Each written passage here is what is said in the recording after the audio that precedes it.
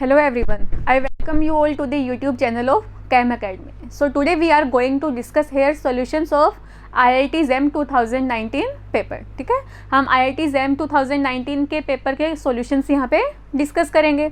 तो यहाँ पे अपना पहला क्वेश्चन है, the number of vibrational modes of a carbon dioxide molecule that can be detected using IR spectroscopy. ठीक है, CO2 मोलिक्यूल के, किसकी बात कर रहा है वो, CO2 मोलिक्यूल के कितने वाइब्रेशनल मोड्स हम IR स्पेक्ट्रोस्कोपी से डिटेक्ट कर सकते हैं.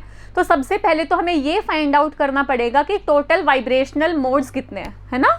CO2 मोलिक्यूल में टोटल वाइब्रेशनल मोड्स कितने हैं, और जब हमें ये पता चल जाएगा कि इस मोलिक्यूल में टोटल वाइब्रेशनल मोड्स कितने हैं, तो उनमें से हम क्या फाइंड आउट कर लेंगे कि उन टोटल वाइब्रेशनल मोड्स में से कितने मोड IR एक्टिव हैं और कितने मोड IR इनएक्टिव हैं. ठीक है, तो देखो सबसे पहले मैं बात करूं तो टोटल मोड्स कितने होंगे. टोटल मोड्स सबसे पहले ट्रांसलेशनल डिग्री ऑफ फ्रीडम कितनी होंगी, 3.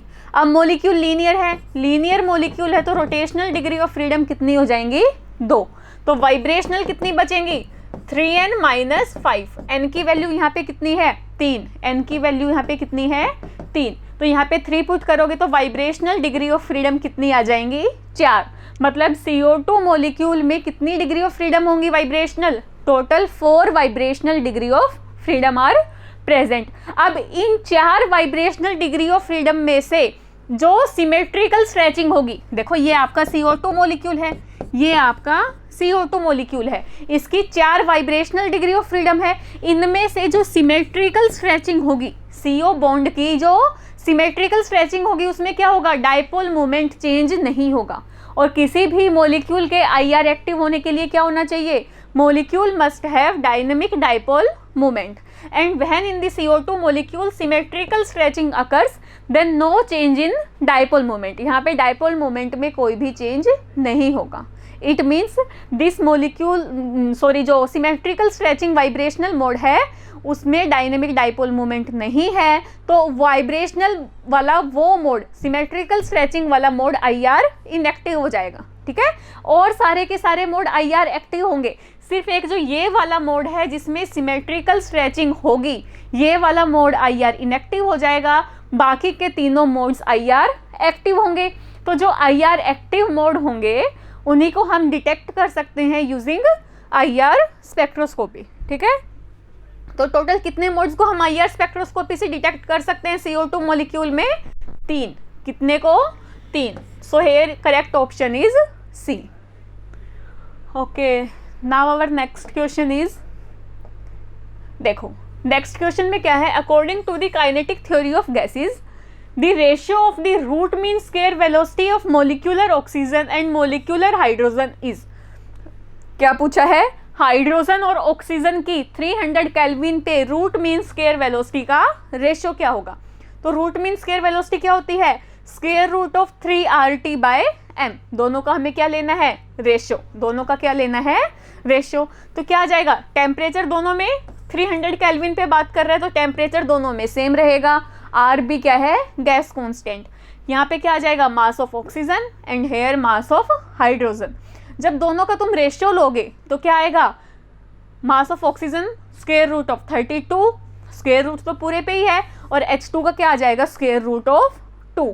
तो इन दोनों का रेशियो किसके इक्वल आएगा, 1:4. किसके इक्वल आएगा, 1:4. क्योंकि यहाँ से तुम देख भी सकते हो, जब तुम इसको अरेंज करोगे तो इसको तुम क्या लिख सकते हो, √32 को लिख सकते हो 4√2. 4√2, तो 1/4√2 रेशियो 1/√2.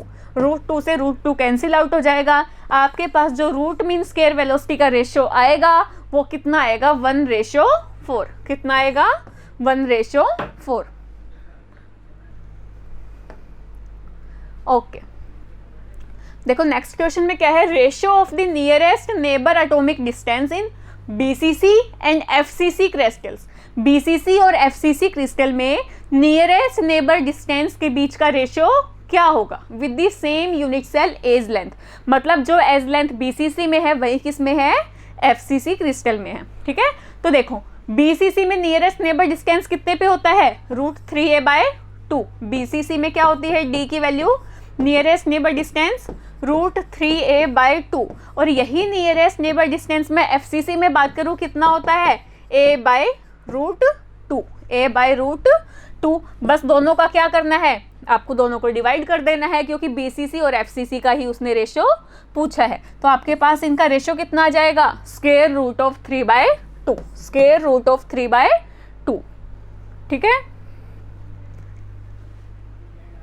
आपका ए ऑप्शन यहाँ पे करेक्ट हो जाएगा भाई, सही कर लेना यहाँ पे। ठीक है, ओके। सो हमारे पास नेक्स्ट क्वेश्चन है, इसमें पूछा है इन 1H NMR spectrum of the given molecule. आपके पास ये मॉलिक्यूल है, इसका 1H NMR स्पेक्ट्रा गिवन है और पूछा गया है chemical shift of the labelled protons. देखो 3 टाइप के प्रोटॉन्स हैं, Z टाइप के, Y टाइप के और ये वाले प्रोटॉन आपके X टाइप के, और पूछा है कि इन तीनों टाइप के प्रोटॉन्स में केमिकल शिफ्ट का ऑर्डर क्या होगा, केमिकल शिफ्ट का ऑर्डर क्या होगा। तो जो प्रोटॉन जितना ज़्यादा डीशिल्डेड होगा, जो प्रोटॉन जितना ज़्यादा डीशिल्डेड होगा उसकी केमिकल शिफ्ट की वैल्यू उतनी ही ज़्यादा होगी। अगर हम तीनों टाइप के प्रोटॉन्स में से देखें, तीनों टाइप के प्रोटॉन में देखें तो जो ये Y टाइप के प्रोटॉन है, एक तो डायरेक्टली ऑक्सीजन एटम से अटैच है और sp कार्बन सेंटर से अटैच है, sp कार्बन सेंटर से अटैच है। तो जो ये Y टाइप के प्रोटॉन्स होंगे ये सबसे ज़्यादा डीशिल्डेड होंगे, सबसे ज़्यादा डीशिल्डेड होंगे, सबसे ज़्यादा डीशिल्डेड होंगे, तो इनकी केमिकल शिफ्ट की वैल्यू सबसे ज़्यादा होगी, सबसे ज़्यादा होगी। उसके बाद अगर हम बात करें X और Z टाइप के प्रोटॉन्स की, ठीक है, Z टाइप का प्रोटॉन sp कार्बन सेंटर से अटैच है, लेकिन X टाइप के प्रोटॉन्स डायरेक्ट ही ऑक्सीजन एटम से अटैच है, डायरेक्ट ही ऑक्सीजन एटम से अटैच है जिसकी इलेक्ट्रोनेगेटिविटी ज़्यादा है। मतलब ये X टाइप के प्रोटॉन्स ज़्यादा डीशिल्डेड होंगे, और जब X टाइप के प्रोटॉन्स ज़्यादा डीशिल्डेड होंगे क्योंकि ये ऑक्सीजन एटम से डायरेक्टली अटैच हैं, तो इनकी केमिकल शिफ्ट की वैल्यू ज़्यादा होगी, इनकी केमिकल शिफ्ट की वैल्यू ज़्यादा होगी in comparison to the chemical shift of the protons of Z type. तो आपके पास केमिकल शिफ्ट का ऑर्डर क्या आ जाएगा, सबसे ज़्यादा Y टाइप की, ठीक है, Y टाइप के प्रोटॉन्स की होगी, then X and then Z। तो आपके पास डी ऑप्शन यहाँ पे करेक्ट हो जाएगा। देखो अगला क्वेश्चन है the magnetic field strength required to excite an isolated proton to its higher spin state, ठीक है, with an electromagnetic radiation of 300 megahertz. ठीक है, इलेक्ट्रोमैग्नेटिक रेडिएशन की फ्रीक्वेंसी दे दी कितनी, 300 मेगाहर्ट्ज। ठीक है, आपको क्या फाइंड आउट करनी है, मैग्नेटिक फील्ड स्ट्रेंथ की वैल्यू, मतलब आपको B की वैल्यू, मैग्नेटिक फील्ड स्ट्रेंथ की वैल्यू फाइंड आउट करनी है। अब देखो फॉर्मूला क्या होता है, इलेक्ट्रोमैग्नेटिक रेडिएशन की फ्रीक्वेंसी किसके इक्वल होती है, गामा B0/2π। गामा आपका गायरोमैग्नेटिक रेशियो, B0 क्या है यहाँ पे, मैग्नेटिक फील्ड स्ट्रेंथ। ठीक है, तो अगर आप यहाँ पे गामा/2π की वैल्यू निकालो, कितना दिया है गामा, 26.75 × 10⁻7 डिवाइड बाई 2π करोगे तो इस पूरी टर्म की आपके पास वैल्यू आ जाएगी 42.58 मेगाहर्ट्ज पर टेस्ला, 42.58 मेगाहर्ट्ज पर टेस्ला। फ्रीक्वेंसी आपको कितनी दे रखी है, 300 मेगाहर्ट्ज। कितनी है, 300 मेगाहर्ट्ज। B0 क्या आ जाएगा यहाँ पे, फ्रीक्वेंसी बाय गामा/2π। गामा/2π की वैल्यू डायरेक्ट पुट कर देना, फ्रीक्वेंसी आपको गिवन है, मैग्नेटिक फील्ड स्ट्रेंथ आ जाएगी that is equal to 7 tesla, that is equal to 7 tesla. तो आपके पास करेक्ट ऑप्शन क्या आ जाएगा, 7। देखो अगला क्वेश्चन है 1 litre of an aqueous urea solution contain 6 gram of urea. Urea कितना प्रेजेंट है, 6 ग्राम। The osmotic pressure of the solution at 300 Kelvin is, 300 Kelvin पे सॉल्यूशन का ऑस्मोटिक प्रेशर क्या होगा। ऑस्मोटिक प्रेशर क्या होता है, pi is equal to CRT। C क्या होगी, सॉल्यूशन की कंसंट्रेशन। इसको हम क्या लिख सकते हैं, number of moles divide by volume. और सबसे पहले हमें number of moles find out करने पड़ेंगे यूरिया के। तो नंबर ऑफ मोल्स क्या हो जाएंगे, given mass by molar mass. Urea का कितना मास गिवन है, 6 ग्राम, और मोलिकुलर वेट कितना है, 60 ग्राम पर मोल। तो यहाँ से आपके पास क्या आ जाएंगे, 10⁻⁻1 मोल या 0.1 मोल आ जाएंगे यूरिया के। वॉल्यूम 1 लीटर गिवन है, तो पाई क्या आ जाएगा, नंबर ऑफ मोल्स पुट कर देना, वॉल्यूम पुट कर देना, आर गैस कॉन्स्टेंट, ठीक है, उसकी वैल्यू पुट कर देना, और टी आपके पास क्या है, टेम्परेचर। ठीक है, टी टेम्परेचर की वैल्यू पुट कर देना। यहाँ पे आर की वैल्यू 0.0821 लेना। ठीक है, क्योंकि इसमें लीटर एटमॉस्फेयर में पूछी है, किसमें, लीटर एटमॉस्फेयर में। 8.314 जूल केल्विन इनवर्स में लेते हैं हम, और लीटर एटमॉस्फेयर में इसको सही कर लेना, लीटर एटमॉस्फेयर में 0.0821, ठीक है। यूनिट कन्वर्जन, यूनिट का इसमें ध्यान रखना। सॉल्व करोगे तो आपके पास ऑस्मोटिक प्रेशर आ जाएगा 2.46 एटीएम, 2.46 एटीएम। लेकिन उसने आंसर किस में पूछा है, किलो पास्कल में, किसमें, किलो पास्कल में। तो एक एटीएम में कितने पास्कल होते हैं, एक एटीएम में कितने, 101325 पास्कल्स होते हैं, ठीक है। तो सबसे पहले एटीएम को पास्कल में कन्वर्ट कर लेना, उसके बाद उसको किलो पास्कल में कन्वर्ट कर लेना। तो आपका 249.56 किलो पास्कल इसका सॉल्यूशन का ऑस्मोटिक प्रेशर आ जाएगा, ठीक है भाई। ओके, अगला क्वेश्चन गिवन है, a first order reflection of X-ray from 220 plane.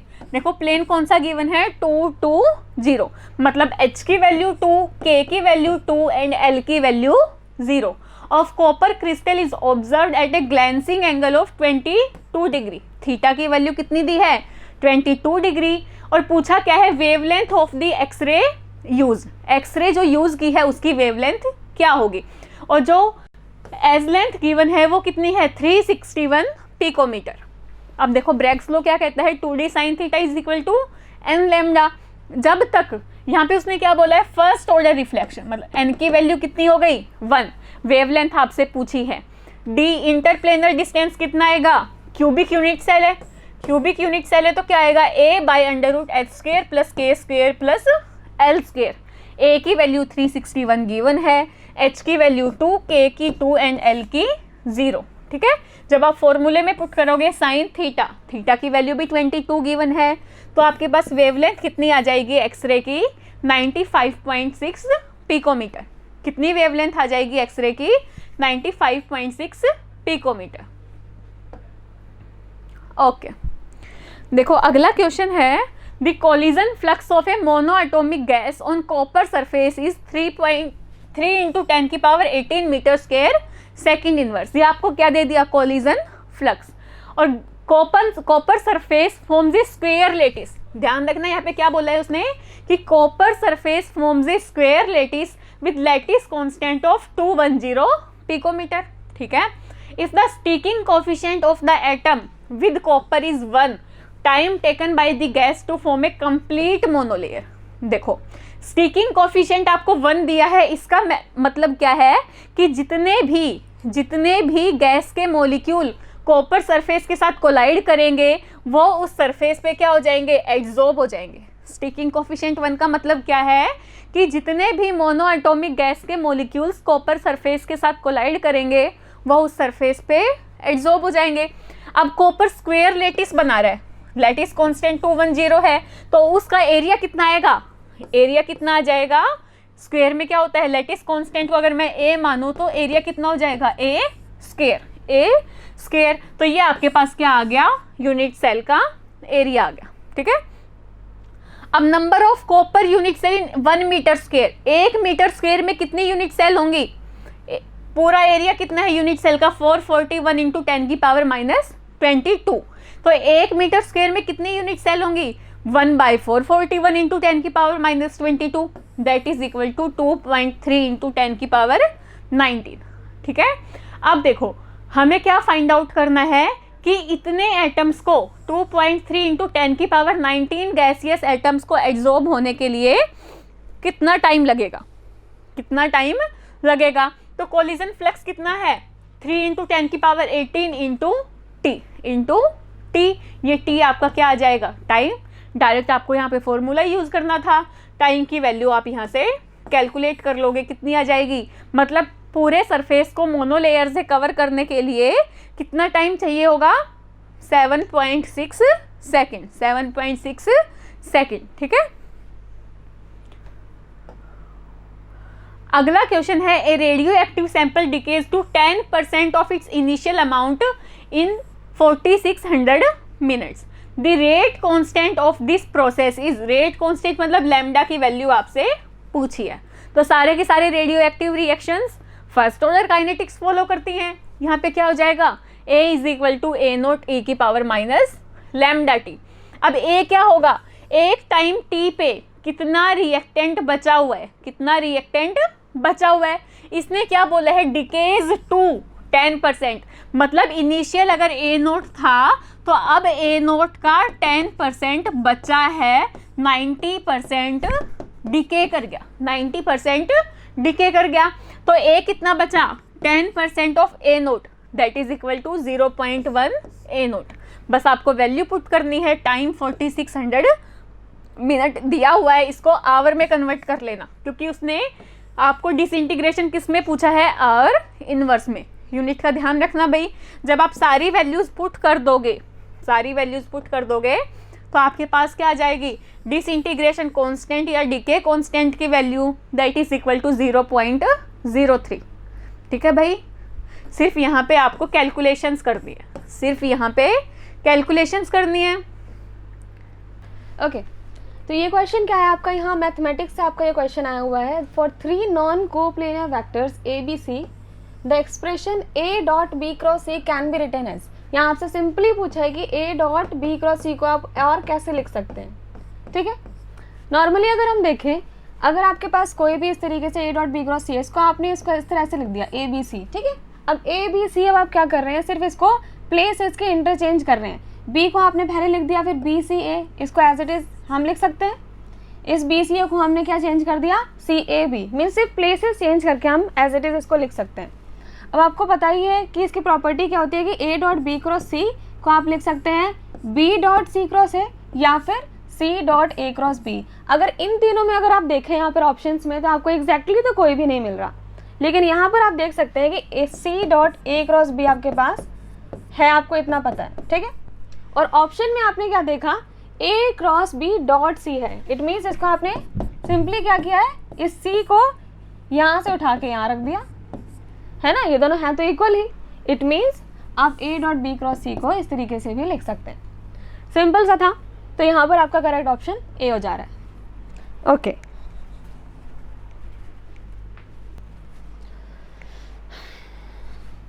Now in this question, the compound formed upon subjecting an aliphatic amine to Lagrange's test is। अब यहाँ पर आपसे पूछा है कि इन सारे ऑप्शंस में से ऐसा कौन सा अमीन यहाँ पर प्रेजेंट होगा, ठीक है, Lagrange's टेस्ट में।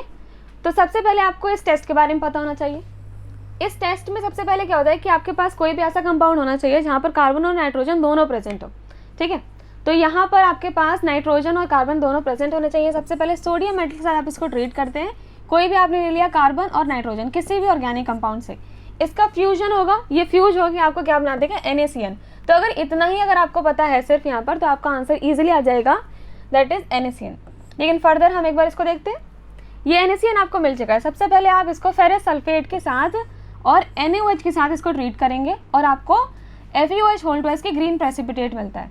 फिर ये जो यहाँ से आपको ग्रीन प्रेसिपिटेट मिला है, इसको ट्रीट करेंगे आप इस सोडियम एक्सट्रैक्ट के साथ।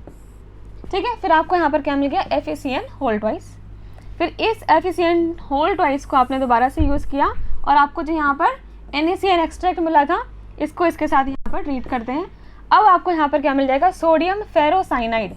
अब ये सोडियम फेरोसाइनाइड के साथ आप किसको ट्रीट करेंगे, FeCl3 के साथ। ठीक है, फेरिक क्लोराइड के साथ इसको ट्रीट करते हैं और आपको क्या मिल जाता है, फेरिक फेरोसाइनाइड, जिसका आपका प्रशियन ब्लू कलर आता है,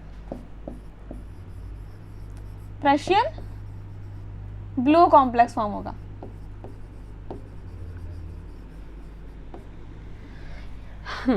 तो यहाँ पर आपका करेक्ट ऑप्शन फिर कैसे हो जाएगा, करेक्ट ऑप्शन आपका यहाँ पर सी है, NaCN। और लास्ट में सारी रिएक्शंस के बाद आपने देखा कि आपको फेरिक फेरोसाइनाइड मिल जाता है, जो कि एक प्रशियन ब्लू कॉम्प्लेक्स होता है।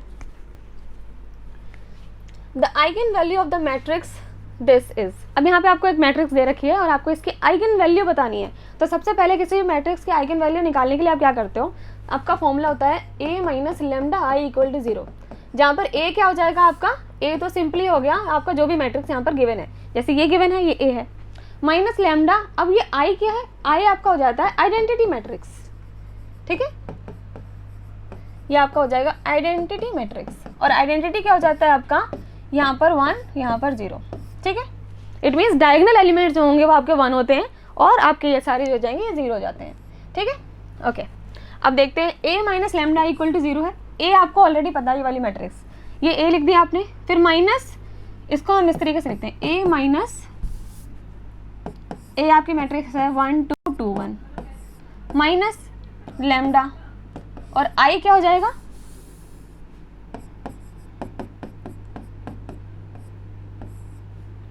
आई क्या है आपके पास 1 1 0 0, A minus lambda I equal to 0, ये हो गई आपकी। ठीक है, अब सिंपली अगर आप इसको सॉल्व करेंगे तो लैम्डा इससे मल्टीप्लाई होगा, तो लैम्डा यहाँ पर भी लैम्डा आ चुका है, ये तो 0 ही रहा और यहाँ पर भी लैम्डा आ गया। ठीक है, ये आपका हो गया A minus lambda I equal to 0। अब इसके बाद अब आप क्या कर सकते हैं, इन दोनों का किसी भी दो मैट्रिक्स का सब्ट्रैक्शन करना होता है तो आपको क्या करना पड़ता है, उसके जो एलिमेंट्स होंगे उनको आपस में सब्ट्रैक्ट करना होगा। इट मीन्स ये जो यहाँ पर आपके पास 1 प्रेजेंट है, ये आपका सब्ट्रैक्ट हो रहा है इस लैम्डा से, 1 माइनस लैम्डा, फिर ये 2 माइनस 0, 2 ही बचा, यहाँ पर 2 माइनस 0, ये 2 बचा आपका, यहाँ पर भी 1 माइनस लैम्डा है। अब ये आपके पास एक ओवरऑल मैट्रिक्स आ चुकी है, इनको सब्ट्रैक्ट करने के बाद ये इक्वल टू 0 है। अब आप इसको सॉल्व करेंगे, सिंपली मैट्रिक्स को सॉल्व कैसे करते हैं आप, है ना, इनको मल्टीप्लाई कर देंगे माइनस इनको मल्टीप्लाई कर देंगे। तो आगे हमने इसको फर्दर सॉल्व किया। ठीक है, ये आपका आ गया 1 minus lambda square minus 4 equal to 0। अब सिंपल यहाँ पर आप फॉर्मूला लगा सकते हो, ए माइनस बी का होल स्क्वायर क्या हो जाएगा, A square minus B square minus 2ab, A square plus B square minus 2ab। ठीक है, तो ये आपका हो गया लैम्डा स्क्वायर, ये हो गया 1 स्क्वायर और माइनस 2, ए आपके पास लैम्डा है, ये 1 है, तो ये हो गया 2 लैम्डा माइनस 4 इक्वल टू 0। ठीक है, अब फर्दर आप इसको कैसे लिख सकते हैं, ये +1 माइनस 4, इसको आपने -3 लिख दिया, बस नॉर्मली सॉल्व करते जा रहे हैं हम। ठीक है, अब इस -2 लैम्डा को आप कैसे लिख सकते हो, -3 लैम्डा प्लस लैम्डा, ताकि आपको कॉमन ले सके, यहाँ से आपको लैम्डा की वैल्यू ही निकालनी थी। ठीक है, तो अब देखो, अब इसमें से आपने क्या किया, इनमें से आपने लैम्डा कॉमन ले लिया, तो यहाँ से बचा आपका लैम्डा, यहाँ से बचा -3। अब इसमें से आपने क्या किया, 1 कॉमन लिया है सिंपल, तो ये तो लैम्डा -3 ही बचा। ओके, अब आपके पास दो पॉसिबल बन जाते हैं, एक तो आपके पास लैम्डा -3 बचा है, ये इक्वल टू 0 हो सकता है, या फिर आपके पास क्या है, लैम्डा +1, ये इक्वल टू 0 हो सकता है। तो अब इन दोनों को अगर आप सॉल्व करेंगे तो आपकी लैम्डा की वैल्यू क्या आ जा रही है, या तो -1 आएगी या तो 3 आएगी। तो आपका आंसर क्या होगा कि लैम्डा की वैल्यू आपकी -1 भी आ सकती है, 3 भी आ सकती है। ठीक है, now in this question assume that the reaction of MEMGBr with ethyl acetate proceeds with 100% conversion to give tertiary butanol। यहाँ पर अज्यूम आपने क्या किया है कि आपके पास रिएक्शन आप करवा रहे हैं किसकी, MEMGBr के साथ, और MEMGBr with ethyl acetate, और ये आपको 100% कन्वर्ट हो जा रहा है किसमें, टर्शियरी ब्यूटेनॉल में। ठीक है, अब आपको क्या मेंशन है यहाँ पर कि volume of 0.2 molar solution of MEMGBr, ये जो आपके पास MEMGBr प्रेजेंट था, RMGX था जो भी आपका ग्रिग्नाइट रिएजेंट प्रेजेंट है यहाँ पर, इसका वॉल्यूम कितना है, volume of 0.2 molar solution required to convert 10 ml of 0.025 molar solution of ethyl acetate to tertiary butanol is कितने ml। इट मीन्स वॉल्यूम आपको निकालना है कि कितना वॉल्यूम जो है रिक्वायर्ड होगा 0.2 मोलर सॉल्यूशन MEMGBr का कन्वर्ट करने में 10 ml of 0.025 ml of ethyl acetate. ठीक है, चलिए, तो ये आपके पास रिएक्शन है, ये आपके पास क्या दे रखा है, सबसे पहले ये आपके पास इथाइल एसिटेट दे रखा है, 2 मोल्स ऑफ यहाँ पर MEMGBr आपके यूज होंगे और आपका टर्शियरी ब्यूटेनॉल जो है बन जा रहा है। ठीक है, तो इट मीन्स क्या है कि 1 मोल तो चाहिए इथाइल एसिटेट का, और ये रिएक्ट कर रहा है 2 मोल्स के साथ MEMGBr के साथ। ठीक है, ओके, तो सबसे पहले आप क्या करेंगे, ये जो इथाइल एसिटेट है इसके मिलीमोल्स निकाल लेते हैं कि कितने मिलीमोल्स यहाँ पर इसके रिक्वायर्ड हैं। मिलीमोल्स आपने कैसे सिंपल निकाल लिया, ये देखिए यहाँ पर कितना है, ये 10 ml ऑफ 0.025 मोलर, तो 10 इंटू 0.025, ये इतने मिलीमोल्स आ चुका है। फिर इसके बाद अब कंप्लीट रिएक्शन आप करवा रहे हैं, आपने ऑलरेडी यहाँ पर देख लिया कि स्टार्टिंग में आपने देखा कि MEMGBr के 2 मोल्स यूज हो रहे थे, और यहाँ पर मिलीमोल्स आपने निकाला है 0.025। जब 2 मोल्स यूज हैं यहाँ पर तो इसको इंटू 2 कर देंगे, और इंटू 2 करके कितना आ गया, ये 0.50 मिलीमोल्स आ चुका है। ओके, अब वॉल्यूम जो है, वॉल्यूम तो आपको निकालनी है कि कितना वॉल्यूम आपको चाहिए होगा इतना मोलर MEMGBr कन्वर्ट करने के लिए 10 ml ऑफ 0.025 मोलर। ठीक है, तो यहाँ पर वॉल्यूम आपको निकालना है 0.2, या तो गिवन है आपका कि 0.2 मोलर सॉल्यूशन है, इंटू V वॉल्यूम निकालना है, इक्वल टू 0.5, ये आपका यहाँ पर ये आ चुका है 0.5। बस इसको कैलकुलेट करिए, V की वैल्यू निकाल दीजिए, V आपके आ गई 2.5 ml आपका चाहिए होगा किसका, MEMGBr का 0.2 मोलर सॉल्यूशन और आप इजीली अपना इसको कन्वर्ट कर सकते हैं किसमें, टर्शरी ब्यूटेनॉल में, ठीक है। In qualitative inorganic analysis of metal ions, the ion which precipitates as sulphide in the presence of H2S in warm dilute HCl। अब यहाँ पर क्वालिटेटिव इनऑर्गेनिक एनालिसिस बात हो रही है मेटल्स की, ठीक है। आपसे क्वेश्चन क्या पूछा है कि इन सारे आयन्स में से ऐसा कौन सा आयन है जो क्या बनाता है, सल्फाइड बना लेगा, किसके साथ, किसी भी H2S और आप डाइल्यूट HCl के साथ जब आप इसको ट्रीट करेंगे। तो यहाँ पर आप देखें सिर्फ बिस्मथ आपके पास एक ऐसा एग्जाम्पल बन जाता है, बिस्मथ 3+, जिसको आप H2S का ट्रीट करेंगे तो आपको बिस्मथ सल्फाइड मिलेगा और इसका ब्राउन प्रेसिपिटेट आपको मिल जाता है। और यही पूछा था आपसे, तो यहाँ पर करेक्ट ऑप्शन आपका क्या है, bismuth. Okay, now in this question 5.3 gram of benzaldehyde was reacted with an excess of acetophenone to produce 5.2 gram of enone. As per the reaction shown below, yield of the reaction आपको यहाँ पर find करनी है, percentage yield find करनी है, ठीक है। तो सबसे पहले आपको ये रिएक्शन ऑलरेडी गिवन है क्वेश्चन में कि आपके पास क्या दे रखा है, एक बेंजल्डिहाइड है, इसका मॉलिक्यूलर वेट भी गिवन है, इट मीन्स आपको ज़्यादा मेहनत करने की जरूरत नहीं है। मॉलिक्यूलर वेट इसका दे रखा है, इसको आप किसके साथ ट्रीट करें, एसिटोफिनॉन के साथ, इसका भी मॉलिक्यूलर वेट आपको दे रखा है और आपके पास एक इनोन प्रोडक्ट मिल रहा है, इसका मॉलिक्यूलर वेट आपका है 208। तो अब इस इक्वेशन से अगर आप देखें सिंपल यहाँ पर, ठीक है, यहाँ से अगर आप सिंपली देखेंगे कि आपका 106 ग्राम ऑफ बेंजल्डिहाइड जो है वो आपको कितना प्रोडक्ट दे रहा है, 208 ग्राम्स। देखिए इस रिएक्शन में आप साफ देखिए कि यहाँ पर क्या दे रखा है कि इतने ग्राम ऑफ बेंजल्डिहाइड आपको क्या प्रोडक्ट दे रहा है, 200 ग्राम्स ऑफ इनोन दे रहा है, ठीक है। तो 1 ग्राम कितना देगा, 106 ग्राम जब इतना दे रहा है प्रोडक्ट आपको, तो 1 ग्राम कितना दे देगा, 208/106। और क्वेश्चन में दे रखा था कि 5.3 ग्राम आपको चाहिए, है ना, 5.3 ग्राम वहाँ पे दे रहा था, तो इसको इंटू 5.3 कर दिया आपने, ठीक है। इसको आप सॉल्व आउट करिए, इसको सॉल्व करके जितना भी आएगा यहाँ पर 10.4 आ जाएगा मेरे ख्याल से, ठीक है। लेकिन अब इतना तो आपका यहाँ पर 10.4 आ चुका है, लेकिन क्वेश्चन में क्या था कि क्वेश्चन में आपका 5.2 ग्राम जो है इनोन का बन रहा है और यहाँ पर आपका 5.3 आ रहा है, ठीक है। तो परसेंटेज यील्ड आप सिंपली निकाल लेंगे, आपका जो भी ऑब्जर्व यील्ड है, तो यहाँ पर आपका कितना है, ये 5.2 दे रखा है, डिवाइडेड बाय ये कंप्लीट जो आपका है 10.4, या फिर आपने इसको इस सॉल्व करके देख लिया तो ये आपका 208/20 आएगा। इसको सॉल्व कर लेंगे आपका यहाँ पर, तो आपकी परसेंटेज यील्ड आ चुकी है 50%। ओके, यहाँ पर आप इसको डायरेक्ट सॉल्व करिए या फिर यहाँ पर आप इसको डायरेक्ट इसकी वैल्यू इस तरीके से लिख सकते हैं, है ना। 5.3 डिवाइड बाय 10620 तो आएगा, तो आपने इसको सिंपली लिख दिया 208/20।